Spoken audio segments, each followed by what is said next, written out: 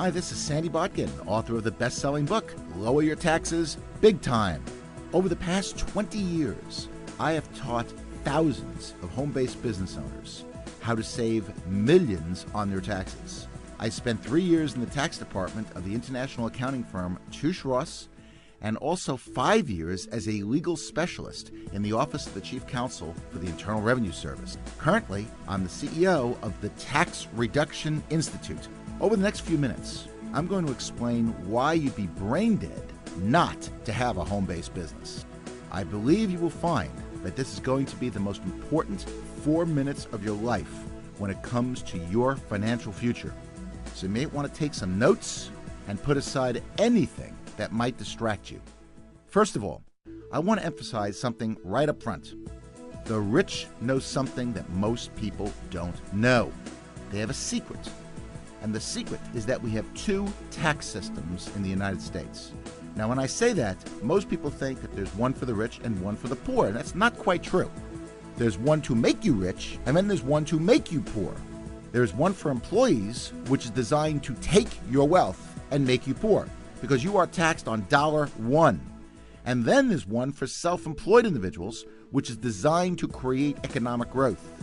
And the reason for that is that small business generates over 70% of the job growth in North America. It is not IBM, it's not Microsoft or American Airlines, it's small business. So Congress passes good tax laws for small business. In fact, the important point is that small business get to take deductions first before they pay any taxes, unlike employees who have to pay taxes on $1. You can save big money by taking advantage of these good tax laws. And these laws are available to you in business, whether it's in full-time in business or part-time or just in your spare time. It doesn't matter as long as you run your business with an honest expectation of profit, which means you're really trying to make money. In fact, if you know what you're doing in a small business, you have the potential to write off part of your house, your spouse, the equivalent of your kids' education and weddings. I'm not kidding when I say that, by the way. You can set up a pension plan that makes any government plan seem paltry by comparison. The potential is just enormous. Good proof of this was illustrated by a lady named Jane Bryan Quinn. Jane Bryan Quinn is a nationally syndicated economist. You may have heard of her. She is a nationally known commentator on personal finance, with books and columns read and trusted by millions. She did a study of a couple who made $40,000 a year.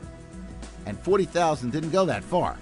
So the husband said to the wife, "Honey, you got to go out and get a job," which she did, and she made an extra $20,000.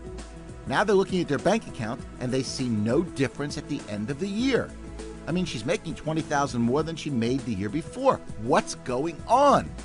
Did you ever hear that you have to have 2 incomes to make it in this country? Do you know why? You're about to get a 6-month financial planning course in the next few minutes. Follow along as I show you why the extra job was the wrong decision. The following example is based on 2009 tax rates. On that $20,000, they have to pay $4,845 in new federal and state taxes. Most of that was non-deductible. They have to pay Social Security of 7.65%. On $20,000, that's $1,530 of Social Security, which is non-deductible. We assume that they drove 10 miles a day round trip. And that's probably pretty conservative, I think. But let's go with that. 10 miles a day round trip, 5 days a week, 52 weeks a year at IRS's current 55-cent a mile rate. That's $1,430 of commuting, which is non-deductible. We assume lunch is at work, and we assume that they spent $7 a day, 5 days a week, 50 weeks a year. That's $1,750 of lunches, which is non-deductible. We assume that you have to have clothing, better clothing, in fact, if you're working, more upkeep, because now you're working, you're going to have more dry cleaning, and that's gone up by at least $1,200 over not working. And finally, with both spouses working, you think they want to cook? Heck no! They want to eat out, where their food costs have gone up by at least $2,000. And what about childcare? I bet you they spend at least $125 a week in our example. And I'm not sure we can get childcare for 3 kids for $125. But $125 a week, 50 weeks a year is $6,250 in childcare. Most of that is non-deductible. In fact, all you get is a little bit of a credit on that.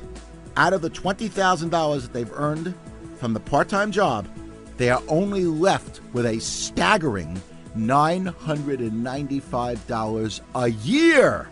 They're putting in tons of hours working, they're putting up with a commute, and they're putting up with a boss that is spelled backwards double S-O-B. You know, I know it sounds funny, but it really isn't. And people are working 2 jobs, 3 jobs, and nobody is able to watch the kids. So what's the answer? The answer is to take advantage of the greatest tax write-offs available in America.